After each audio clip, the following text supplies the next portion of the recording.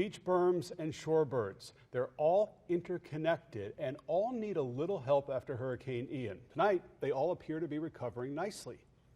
Wink News environmental reporter Liz Byro live right now at Fort Myers Beach. Liz, let's start with the sea turtles. How's the nesting season going?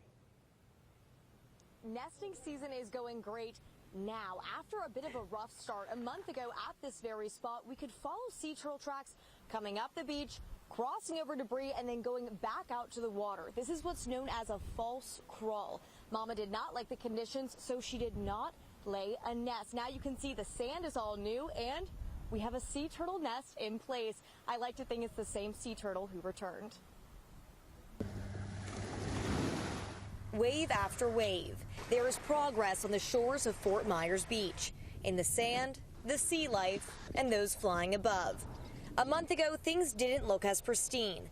Remnants of Hurricane Ian's wrath visible and felt by wildlife. We got off to a rough start. We had that false crawl where the sea turtle crawled up into the debris and the wet sand and didn't like what she found, so went back. But environmental project manager Chad Schutz told me since then, turtles have created 20 nests, 8 of those in the freshly laid sand berm. It's given it a lot of elevation, so that helps keep the eggs dry when we have a big downpour like we did last night. The new sand was trucked in from Immokalee.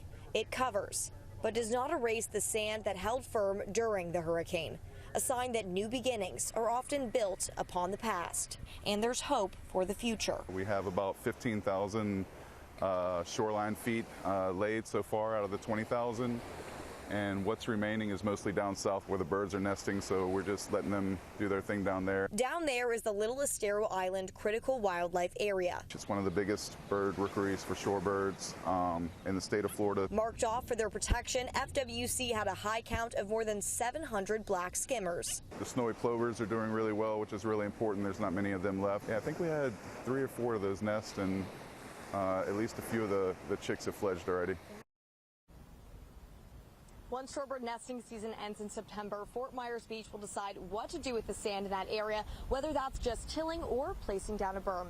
After Ian, we had to look at the horizon, the water, for a sense of normalcy. But now you can look down the shoreline and it looks pretty good to me. While Ian did a number on Fort Myers Beach, there are a lot of signs of recovery. Live on Fort Myers Beach, Liz Byro, Wink News.